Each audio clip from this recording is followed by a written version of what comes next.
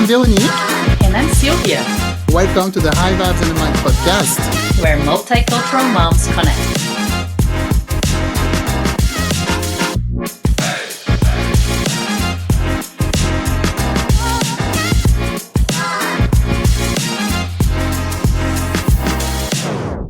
Hi everyone, this is Veronique and Sylvia back for a podcast, and today we are full of joy as we celebrate a significant milestone, our 100th episode.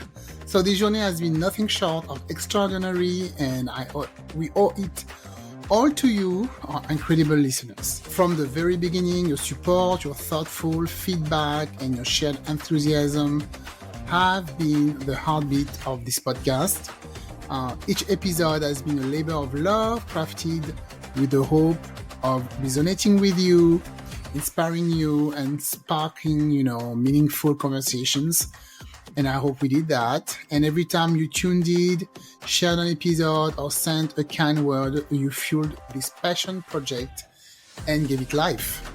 So over these 100 episodes, we have explored diverse topics, shared profound stories, and delved into thought-provoking discussions. This has been a constant source of motivation and strength. And as we celebrate this milestone, I want to take a moment to thank each and every one of you from the bottom of our heart. Thank you for believing in this podcast, for being a part of this community, and for sticking with us through every twist and turn. Your loyalty and engagement mean more to us than words can express. And today you will listen to a mashup of some of our guests. We hope you enjoy it. Thank you again, and with all our gratitude and love, enjoy this episode. My story is about wonder. It's about adventure, and it is extraordinary. Why? It's extraordinary because my mother is the first woman in this whole entire world to birth 21 children by my dad. 17 of us living today, 63 grandchildren, and 87 great-grandchildren. And I must say that it is important to know that we are strong, we came out healthy, and guess what? We are absolutely beautiful as well. And that's true. Well, seriously, your mother, she deserves a big award. Seriously, I don't know. Yeah, you're right. I don't know any other woman who did that. I don't remember seeing anywhere in the news. So how did they get you ready in the morning to go to school? All of you guys. First of all, let me say this: the Hunter family household was ran like a military camp. Okay. My dad worked 2 jobs. My mother worked a part-time job, but it was important that my mother and my older siblings get the young ones up early and get us prepared for school. That was the most important thing, getting us up and making sure that we are prepared for school. We ate before we left, but most importantly, before we left, my mother used to always pray for us. We would get in a circle and she would ask God to protect her children while we were away at school. And I thank God for that because I was able to duplicate the same thing when I was raising my children, to pray with my children before they left out of that home, because I learned the power of prayer and what it can do into people's lives. So I thank God and I thank my mother for just allowing me to see her grow as a person and what was important to her in her life. So the Hunter family, like I said, it was ran like a military camp. I do not have any regrets with the good times and also with the bad times. Whatever life threw at the Hunter family, we dealt with the cards, but we kept moving and we stayed motivated, and we knew that our purpose is always bigger than our circumstances. Yeah, that's great. Yeah, definitely. You need. I think for sure you need a lot of faith and believe in God. When you have a big family like that, because nothing can just rely on yourself. You need help, and you need help from the person upstairs. Definitely. I cannot believe your mom had a job with Yes, all she the had a part children. time. She Yes, still she was had a she. working. Yeah, she had a part-time job. Hey, you when you have a village to feed, you got to do what you have to. Thanksgiving was some of the greatest time in my life because my Hmm. mom was born in Vicksburg, Mississippi. My father was born in Fayetteville, Mississippi. So my mom and dad knew how to cook. They Yeah. really knew how to cook. And let me Hmm. say this, there were times when we didn't have no food, but guess what? Yeah. People in the community knocked on the door and Okay. left turkey, left ham, left so much food a day before Thanksgiving so Hmm. that my mom and dad can cook and prepare because I Ah. was born in 1970. So the community was totally different. We were together. We Hmm. played outside with the kids. We Yeah. knew each other on the block. We communicated with each other. So the community always looked out for the Hunter family and made sure that we had food on our table. I'm sure you were very famous on the block. Oh, most definitely. And no one never messed with us because we were the biggest family in the city of Racine, Wisconsin. So The no clan. one, yeah, we were a big, huge clan family. Yeah. No, nobody messed with us because they knew Definitely. if they fight one, they have to fight all. I am absolutely delighted to talk about this Yes. extraordinary story of how I became the first out of 20 siblings to graduate from college. It all started when I was working for Chrysler Engine Plant in 2010, and they decided to close operation and move to Mm. Mexico. So I decided to look at my mom lineage, my father lineage, and what I discovered is that no one graduated from college. They attended college, but they never graduated from college. So Hmm. I decided to take it upon myself to make history in the Hunter family. So in 2012, I graduated from Upper Iowa University with a Bachelor's of Science in Business Administration. So I made Congratulations. history in the Hunter family twice because 3 months after graduation, I came out with my book, No Love, No Yes. Charity, The Success of the 19th Child. So let me say this. I Mm-hmm. came from the inner city. I came from the projects. I came from the hood. And I want every man and women that might be thinking that they cannot do it. I am Paul Lamar Hunter, and I'm telling you, Hmm. you can chase your dreams. You can chase your success. And when you come from the inner city or the hood, Hmm. there's only one direction you can go when you walk into that university, and that's up. Yes. That's up, baby. For sure. Yes, Can only go up. yes. Yeah. I was gonna ask you about the book, No Love, No Charity. I think it's a very heartbreaking title. So no love, no charity. So it's because I'm sure you had love in your family. No, I understand the no charity. You don't want any charity. You want to work for yourself. Why the Yeah. no love Well, in the I tell you title? what, no love, no charity. Mm-hmm. It came from my mother starting a homeless shelter. My Yeah, I know about mother, that. Mm-hmm. she started the first homeless shelter in the city of Racine, Wisconsin. Okay. So that shelter was love and charity, homeless Mm-hmm. shelter in the city of Racine. So I titled my book, No Love, No Charity, The Success of the 19th Child. See, my mother used to disperse love out to men and women, but it was very difficult for her to disperse love out to her own children. The reason why is because you got to get to the root of the problem. My mother was born in Vicksburg, Mississippi. Yeah. She grew up in the Jim Crow era. She experienced segregation. She Mm-hmm. experienced physical violence from the KKK. So it traumatized her as a child. So I tell people today that my mother could not give what she didn't have.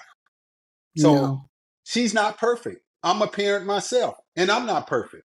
There are some things that I'm lacking, but that's okay. But I'm here and I'm working on it. And that's the most important thing that I can do as a human being Hmm. is work on my weaknesses. So I love my mother to death. I love my father. But I tell people all the time, they weren't perfect. But Yeah, they were the perfect couple that God put together because my mother birthed 21 children by my dad. unbelievable. And that's a lot. And it takes a lot of faith. It takes a lot of love. It takes a lot of courage. It takes vision to raise those children. And I pat myself Definitely. on the back because I have 4 children myself. Just imagine me having 21 children. No, I can't I do don't it. mean anybody. So I have the most respect for my mother because she endured a lot. She really had, and I Hmm. respect Yeah, her to this. The book was written by Dr. James Woods. It was about my mother's life and yeah. also how she created the first homeless shelter in the state of Wisconsin. Let Okay. me say this. My book and my mother book has been combined together into a screenplay. So the Oh, screenplay has been completed. Also, we signed a deal with Tailflix, and they are in the process of finding different characters that will play my mother, play my siblings, and also play me as well. So I wow. am thrilled that Tailflix had signed me on as an executive producer as well. So in the next couple of years, you might be taking your husband or your boyfriend or I some of your will. friends out to the Hmm. movie, and you can tell them, hey, I interviewed this guy. Let's watch this movie, and you're going to enjoy the movie. I can tell you that right now. Congratulations. I'm very happy for you. Yeah, anything can happen, right? If you work Yeah, hard at it. anything is possible, and that's what I tell young people today. Anything is possible. It's like a dream. And it is like a dream, and that's why I'm encouraging people today. Stop looking at your circumstances and start Yeah. looking at your purpose. Because when you start looking at your circumstances, depression set in, anxiety set in. But when you start Yeah. looking at your purpose, joy start coming in, peace start Hmm. coming in, happiness start coming in, vision start coming in, Yeah. excitement start happening. And you be over thrilled because you know that your purpose is always bigger than your circumstances. I was putting my daughter to bed and I just got this like clear, download that you need to start talking about the law of attraction on Instagram. Like right now, I need to Wow. start this Instagram page and I just need to start putting it out there and enough of being afraid of what people are going to Mm. think. I'm just going to do it. And right then and there, I just opened up my phone and I went on Instagram and I started the page and I posted something.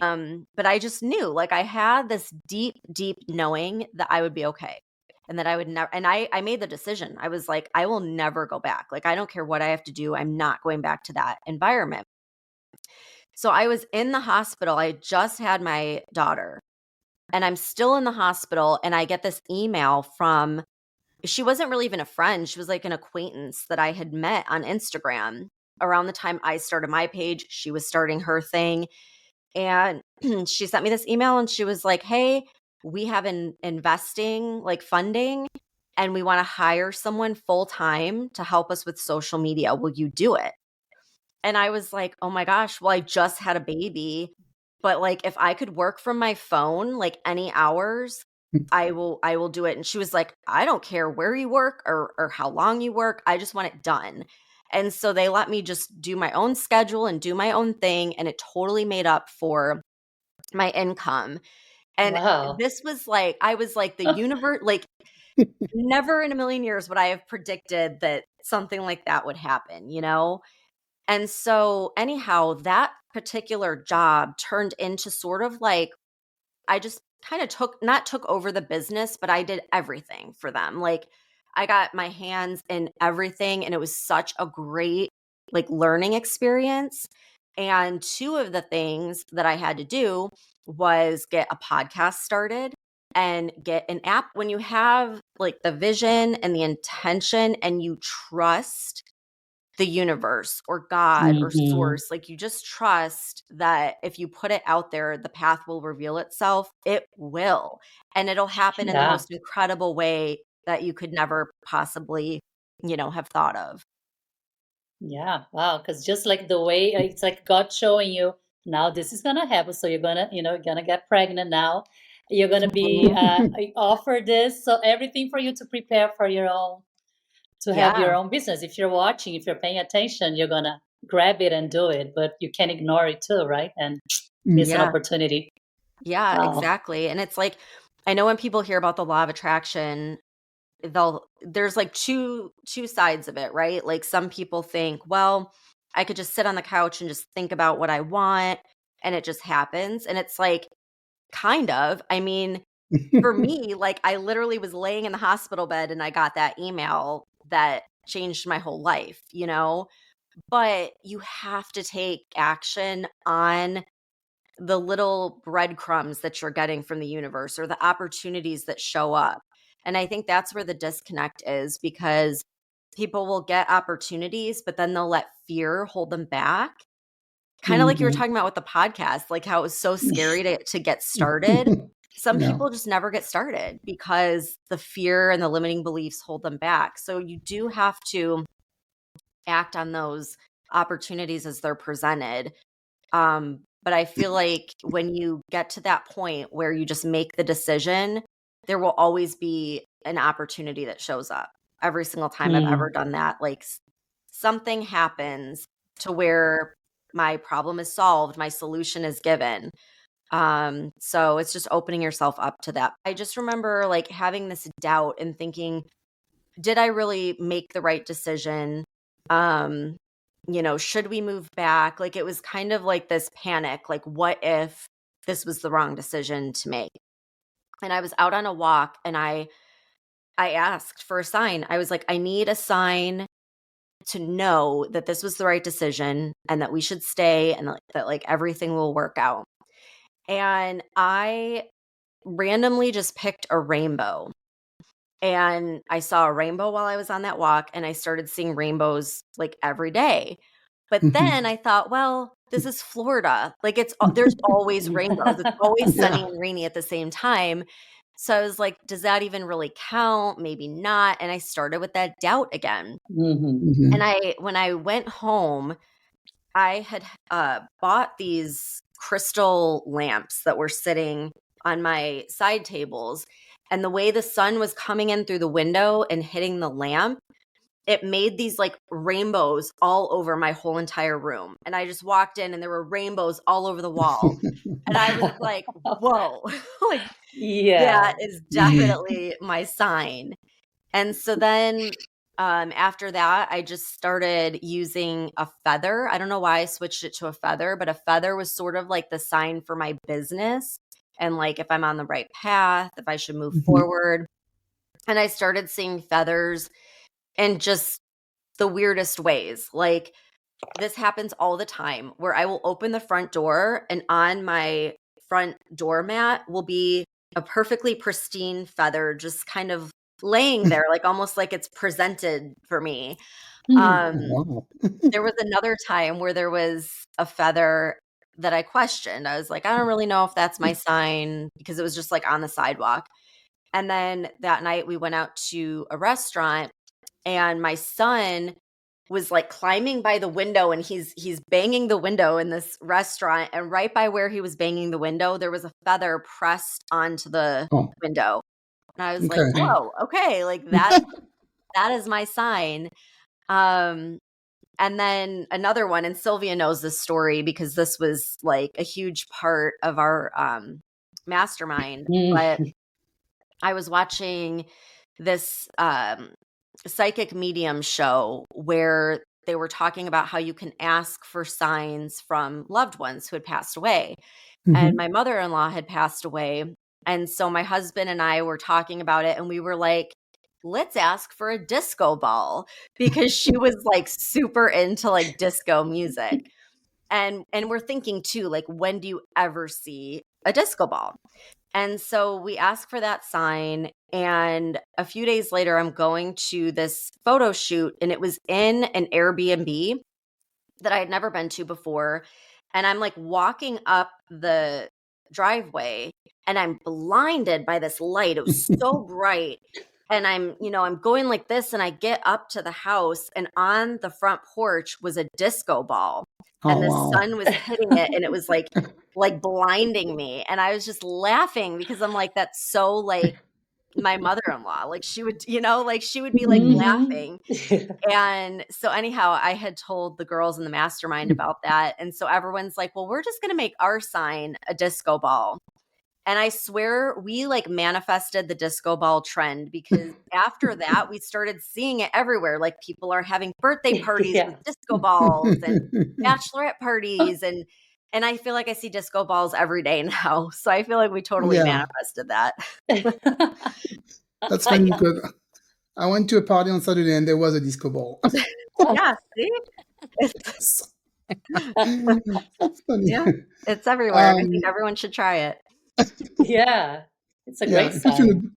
in a good mood also. Yeah. So something else I wanted to ask about, really important. So you talk a lot about subliminal and of Mhm. course affirmation. It goes with manifestation. So in your app, I didn't know, I think I didn't know really about affirmation because I wasn't expecting that. So you Mhm. said that you can listen to 900 or 1000 affirmation in an hour. And I Yeah. was like, how is that going to be possible? I started listening. And after, of course, I listened to what you said before you explain what it is. Mhm. And you can only hear the music, right? You Mhm. don't really hear the FM. So can you explain Yeah. for me? Yeah. Because this is the So, first time, right. I know a yeah, I lot of hear people that. aren't aware of subliminals. Subliminal Yeah, means below the threshold of consciousness. So, like in the subliminal audios that I have, the conscious part of your mind will hear relaxing, usually meditation music or nature sounds, and the subconscious can hear these subliminal messages that are embedded in the audio.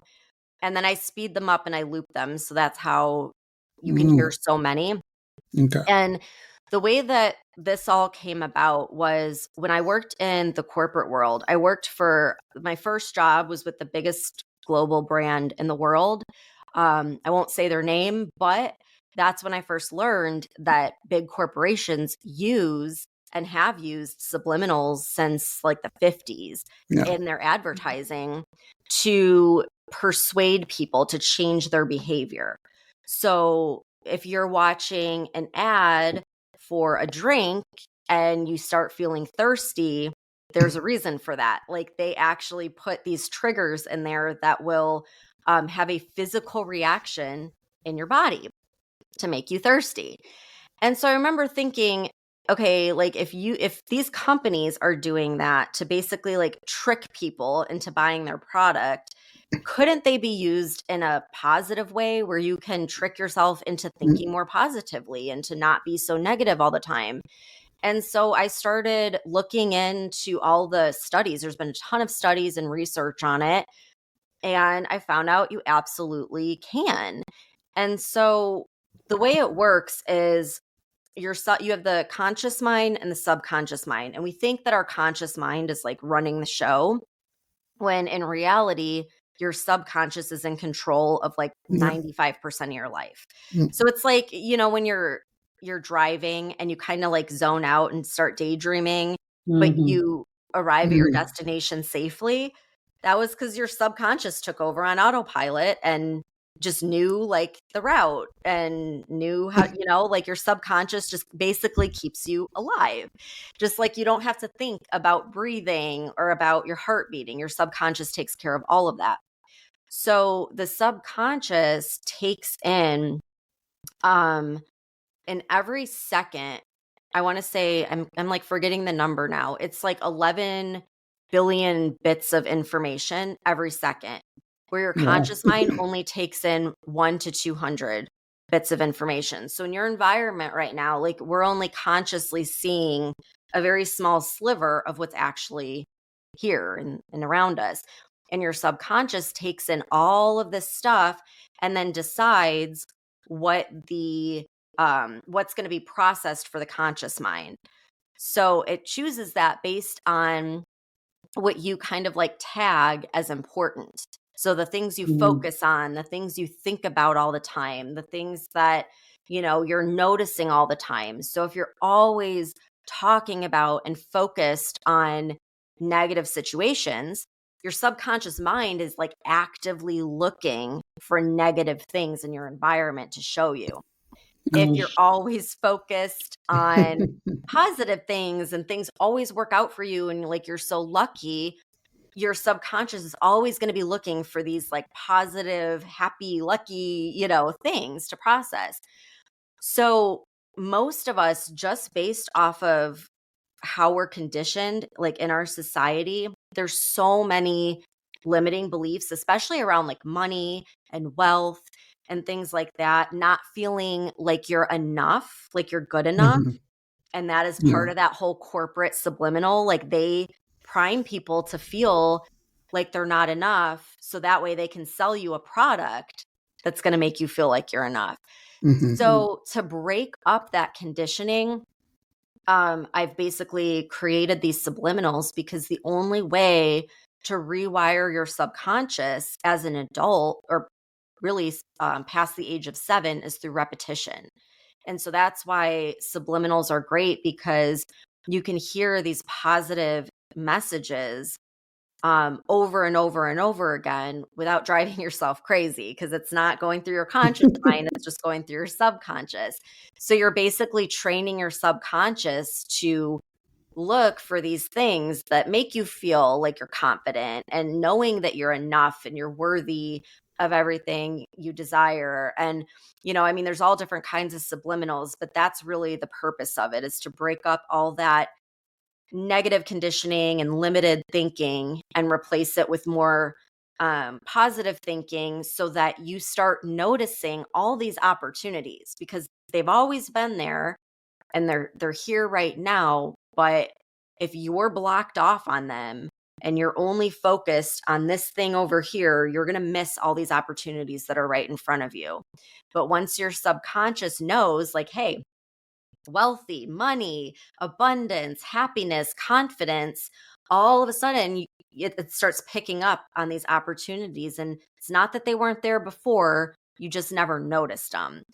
And so, and it works pretty quickly too. You can really start to shift things. Just listening to like one subliminal a day has a pretty big impact. A twin flame is essentially like, it's hard to explain to someone who's not on a twin flame journey. Because it sounds so out of this world when you try to explain it, because it's spiritual. And so the definition of it would be like, oh, it's a soul split in half into 2 bodies. And people are like, Okay. what? Like, I remember when I thought I was on a twin flame journey many, many years ago, I thought I met somebody who was my twin flame and I heard about it. But that definition didn't hit me right. Like, it didn't feel right because it wasn't my real twin flame. So only when it's your true twin flame that you're like, yes, and I have zero problem. This is my twin flame. So essentially, it's somebody that awakens your soul. So when you meet this person, you have like just instant shock and recognition. So for example, in my case, I met my twin in 2009, but nothing happened between us. We didn't date, nothing, right? And it wasn't until we reconnected 13 years later, so last year, and upon like reconnecting, I was like, oh, I wonder whatever happened to him. We were old friends or whatever ish, right, online. And then seeing his photo, I was like, it was like I've never had that in my life. So we like just spilled out everything because we feel so comfortable talking to that person. But then what happens is it shocks the divine masculine. So and divine masculine, divine feminine is not based on gender, but it's based on like who has the more masculine energy and who runs. That would be the divine masculine. So in this little bubble phase, it shocks the divine masculine to run away. So they usually block you, or they run, or they ghost. Yeah. Really? It sounds almost so it's not immediate for both of you at the same time. Here's why. Because it has to make the divine feminine wake up and focus on herself and like tap into her spirituality. And this is why I say this is the most divine spiritual connection you can ever have with someone. And you can only have this with one person because they're literally your other half. So you know how people say like, oh, I found my other half, or I found my half, yeah. You know, we actually have many soulmates. So your twin flame is literally your other half. And this is why sometimes we say like, oh, he's like the guy version of me. She's the girl version of me. Because that's what it feels like. It feels like you, but in another body. And it just like, shocks you to your core because you're literally meeting your other half. And so when you know, you have this love bubble phase and you're talking usually on average for 6 to 7 weeks, the divine masculine at some point gets activated because he gets so scared of the intensity of where it's going. So he runs for the hills. Like old man. I know. Always running. Like on a 3D logical mind, you're kind of like, what the hell? Like, why would he run away from me? Like, you know, you were saying this and you were acting like you liked me. A lot of women or a lot of divine feminines will go through this because it's their ego. Their ego is being shattered. Their ego is being so shattered. And so what happens is that then the divine masculine running away makes the divine feminine go through what's called dark night of the soul. Yeah, I was going to ask about that. Yeah. So what is dark night of the soul? Dark night of the soul is literally hell. It is your darkest. Yeah, this is why I say, like, people always say, oh, I want to meet my twin flame, but they don't realize the process that you can meet your twin flame, but you're going to go through hell and back to get to where you need to be in union with your twin flame, because it's not as easy as this. And a lot of people will confuse karmics with twin flames because the separation phases with twin flames, because they come in and out of our lives, karmics can do the same thing, right? It's so toxic that they go in and out, in and out, in and out. So people are like, oh, we're going through a separation phase. Oh, we're back together. Oh, we're separate. No, that's a karmic when it's like, especially when it's really, they're so toxic to one another. Okay, because I was thinking about somebody and I was like, was that my twin flames? But I think it was more. I think it was more. What is it? Karmic, like karma. Exactly. Yeah. It's karma. It's basically karmic lessons that you have to learn to.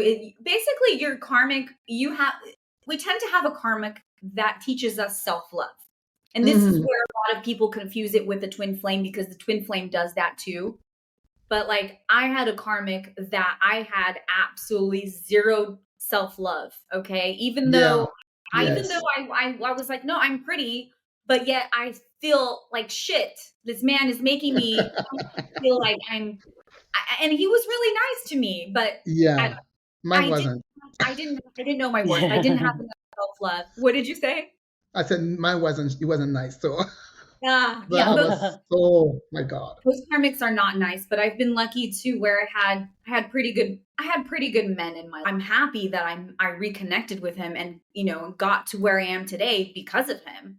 I honestly, I feel like I owe it up. I owe it to him, you know, I owe it to God for putting us in each other's lives again. But you know, I owe it to this twin flame journey to be where I am today.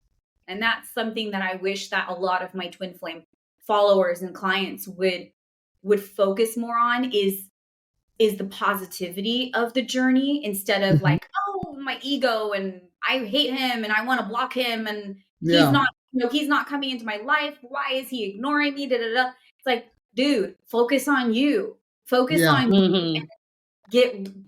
Raise your so people can go their life without meeting their twin, but we are having so many mass awakenings. So people, like, that's why we had a lot of mass awakenings between 2018. Like, I got woken spiritually in 2016. I mean, I went through an awakening, and then I got really awakened last year. Right. So I was already always spiritual, but the mass awakening, the deep awakening, was last year after reconnecting with my twin. But so many people are going through this because, as I said, we're entering 5D consciousness because we're bringing new earth. So we're bringing as a collective, as like collective, we call it collective consciousness, we're going to be raising the vibrations and things are going to be changing on the planet. So you're going to see Oh, really? we're going to see a lot of changes in 2024. So this is Okay. why I say that this year, because so in numerology, 2023, if you add that, 2 + 2 + 3 is 7. And in numerology, it is all about, 7 is all about spiritual enlightenment, spiritual healing, spiritual awakening. So this year, that's why so many twin flames got activated a year ago. And so that you can do the work this year. And even the people who just met and got activated this year, A spirit guide is a non-physical being of love. It is basically us when we cross over and go back home. And spirit guides are those beings who have been asked to come back and be guides for us. So they go through a bit of a training process. And that training process helps them basically remove a lot of their ego so they can be beings of unconditional love and help guide us in through unconditional love without any kind of judgment for either party in any situation. And you do have to accept that role, and you have free will, so you don't have to accept it, but I would say most do. Most of them wants to help, right? Yes. It's an honor to be asked. Yes, in past lives, but also in between lives. Like people who are in spirit have rich lives. They're not just sitting on a cloud playing a harp. I mean, you can if you want to, but they are having these rich lives. So I was able to remember more of who I am in spirit. What do I do? What are my activities? What are my interests? Who else do I know? And besides, Z was sort of like opening the door to me meeting all these friends again. And so I was able to connect with other spirits that I know that are on the other side. And also including my loved ones, was able to open up that door too, to talk more freely with my loved ones that are there as well in spirit. So, Vanessa, how do they connect with you then? How do you, I mean, not how do they connect, I mean to ask, how can they help you? When you're connecting with your spirit guide, in what ways can they help you? Oh, It's wow. like through profession, through emotional. Endless. It's through every aspect of your life they can help you. They help you walk a more aligned path. They help you follow your soul's purpose, your soul's truth.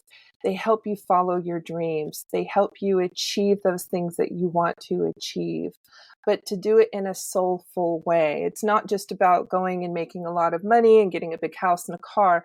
It's about really aligning with your soul truth, remembering why you came here, why you're here this time. What did you want to really experience? But they can help you with the simplest things. We're talking about finding a great parking spot. We're talking about having a smooth trip to the grocery store, making sure beforehand that you create the smooth experience where there's little to no traffic. You find the perfect parking stop. You go in, there's not a line at the checkout. And that's where you can really call in what are called helper guides. And those helper guides, I call them parking fairies, but those helper guides are the ones that can help you have a smoother ride in the world, a smoother existence, so things aren't as hectic and stressed. And they can also help you calm down. A lot of us are stressed out. A lot of us are, I live in the LA area, so there's a lot of traffic. And that's where I use them a lot, is just to have a smooth trip down the interstate. You don't want to have any accidents or things that'll slow you down. You want to be able just to have a smooth ride. So they can help you with the smallest things like that to the bigger things about maybe how to better communicate in your relationships, how to better communicate with your spouse. Let's just say that your children are having difficulties. They can help you better communicate with your children and understand that each person in your life has a soul and has a higher self. Okay. And the higher self is the part of them that has more of the memories, that has more of the access, and you can communicate with that higher self. And if you're having a hard time communicating with your partner, you can communicate with the higher self instead to try to get some insight on how to improve the relationship. So it's endless, the amount of ways that they can help you. Well, so that also means that they could come and go. We could have different spirit guides throughout our lives, depending on your situation. Yeah, you usually have anywhere from, in my experience, I found people usually have primary guides, and it's usually between 1 to 3, maybe more. And the primary guides are the ones that are with you from the moment you're born until the moment you cross over. And then there's what are called teacher guides. And these teacher guides can come in during a short time. Like I had a teacher guide that was just with me through university. The moment I graduated, he was gone. He was out. He left. And he was just there to help me retain the information and get through my studies. So you can call on teacher guides. They do come automatically. But let's just say you're a musician and you really are inspired by the Beatles, and you want to maybe call on John Lennon to kind of give you a hand on writing a song. That's completely possible as well. Spirit is available to you, and they do act as guides. Music, I think, has always been part of my life. When I was a little kid, I was 6 years old. I remember listening to my parents' music. They would listen to everything from like classical music all the way to, the disco stuff, the Bee Gees. And then they later on got into Motown. So at home, we always had, CDs playing. And I just remember twirling in the living room thinking, I want to play music, and I want to play piano specifically. And I had asked my parents if I could learn the piano, and they were amazing. They got us a piano, which is still in their house to this day. And I started played classically for about 5 years, then had a little, teenage crisis. Normal. Yeah, right. And then you're like, oh, classical isn't cool anymore. And then later in life, I got back to playing piano, but in a less structured and theoretical way, because I never connected with the super strict solfeggio, which is like the music theory we had in France. I never connected with that as much, and I was always more of an ear by the ear player, or I would like write melodies, and I didn't know how to actually annotate things, but I just could remember what I wrote in my head. And so and then years and years later, I started just composing on the piano. It was kind of cool. Like I started having these dreams where I'd hear music, and I would sit on the piano and try to replicate the sounds that were appearing in my dreams. And it took many years to get to the point where I could actually put into music what my dreams were, kind of like those frequencies they were sending me. And then I started just, composing on the piano at home on the keyboard. And, with the MIDI technology, you can hook up your keyboard to your laptop or to your computer and actually produce entire tracks, from software online. And so I started producing little tracks here and there. And then later on, completely randomly, I was playing piano at a friend's art gallery. They had a glass blowing studio. And I was playing piano there. And the owner of the gallery came up to me and said, hey, would you like to perform and do like a art and music kind of night here sometime? And I thought, no, I don't perform for anybody. I'm in my living room, and that's what I do. And he said, it's okay. There won't be a lot of people. It's like a little wine and art thing. Turned out it was packed. Ooh. I did it. It was awesome. And it was packed. And I sang a couple of songs I had written in the past 3 weeks, a couple in French, a couple in English. And the response was really beautiful. I felt a real connection with the audience. I saw like tears, in people's eyes, and it was mostly not because I was terrible, but maybe because they felt something. And it was cool. It was a lot of my friends that had never known that I was even a musician or an artist, because I really kept music to myself for a long time. were there and got to witness that. And I think in that moment, I started realizing that this is something that I want to do on a larger scale, and entertain and bring joy and spread love and light through messages that I strive to create through my music. And in parallel with that, and I think this is something Sylvia knows about, I used to do capoeira at the time. Yeah. I did capoeira for about 4 years. I used to try to practice my terrible Portuguese with you. "Olá, Português," and she was very sweet and would totally go with it. And in capoeira, it's a Brazilian martial art that involves singing and music and dancing, and there's also fighting involved. But Yeah. look it up, capoeira. It's a really, really cool Brazilian martial arts, and it was introduced by the slaves that were brought from Africa to Brazil from the Portuguese, and they had kind of kept their rituals and their tradition through music and capoeira in Brazil. So it continued to evolve into like a beautiful Afro-Brazilian culture and sport, and a place of I'd say like community through music as well. And Yeah. there's a lot of chanting, like back and forth chanting with the audience, with the like the fighters and the people clapping around what we call the hoda, where you're fighting. So it's not like one person singing, it's like a back and forth. And I think that's also part of where I've drawn some of my singing inspiration from in capoeira, where it's like a call and response, it's connection with the crowd. So, and that's something I really try now to, as a performer, to incorporate in our live performances. So That's where it's coming from. yes, part of it, yes, for sure. Yeah. And the other part is just I love people.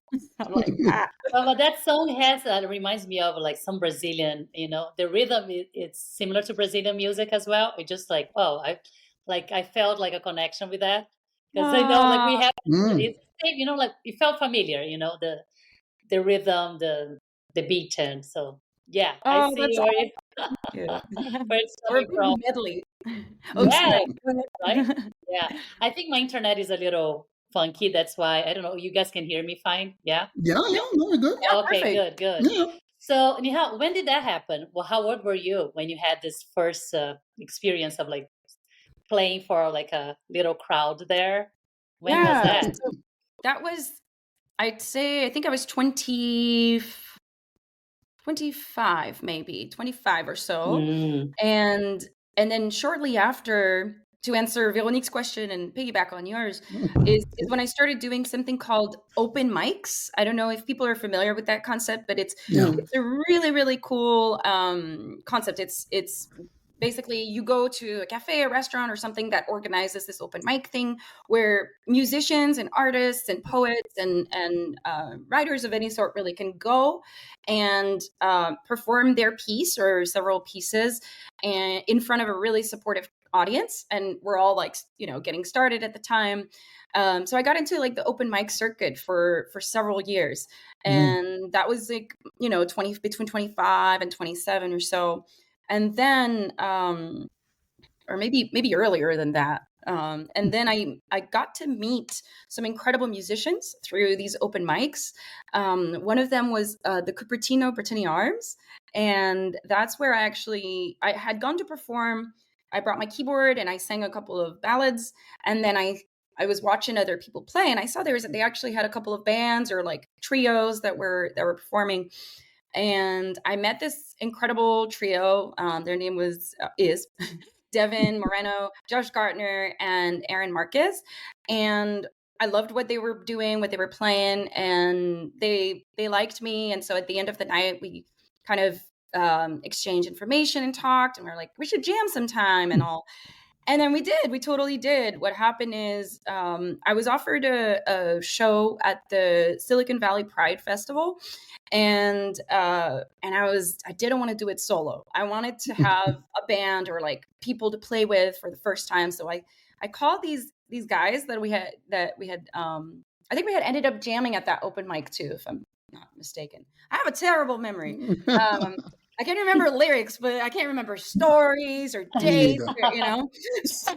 There was only so much in this database right here. Yeah. But then, yeah, so I ended up having a couple of rehearsals with these guys that I had met at the open mic, and we had an amazing show at the Pride Festival, and we ended up realizing that we wanted to put together a band. And that's kind of how Sweet Haya was born. We didn't have a band name at the time yet. We went through like 7 different, versions. Like we know about that. Yeah. The name of the podcast was a nightmare. Right. Yes, because it becomes your identity, right? Yeah. You want something that represents you, and you want something that also carries your mission statement. So it's big commitment, right?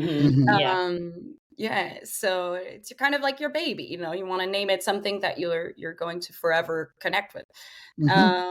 So then we never stopped playing with David Moreno. He's still in Sweet Haya. We've been together 12 years now, performing around all that. Would be the vision. My dream vision would be that we'd be able to have family or friends or somebody really reliable that tours with us or goes if we're going to get out of town or state for a show. Obviously I'd want to travel as a family and hopefully by then have the means to have a tour bus or something where we can live together in that. I mean, that's where my brain goes. It doesn't have to. Put it on a vision board. Yeah. Vision board, girl. Yes. I know. Vision board. I know. And part of manifesting. I heard that. I loved that bit about manifesting. And yeah. It works. So do it. Yeah. Do it. Put it all there. You just have to be precise. Say that again. Listen to our episode 36 about manifestation. Yes, listen to all the episodes. 31. Oh my goodness. The moment I get some time off, I just want to spend a day listening to all your It's a beautiful song. Love you too. Thank you. Thank you. Bye. Bye.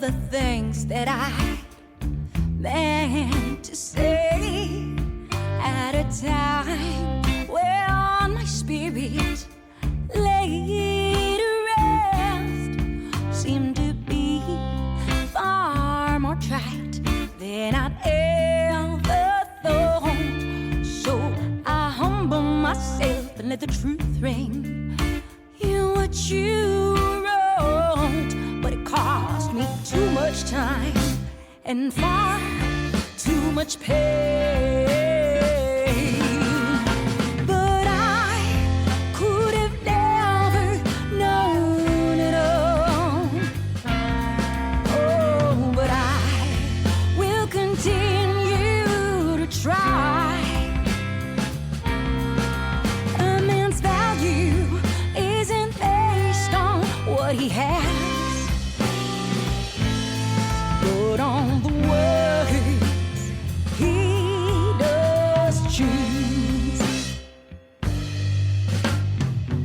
If you tell me the story once again,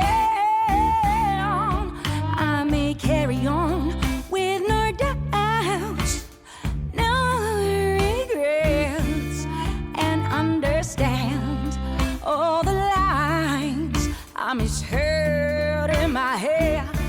But it cost me too much time and far too much pain. But I could have never known it all. Oh, but I will continue to try. A woman's value isn't based on what she has, no, but on the words she does choose.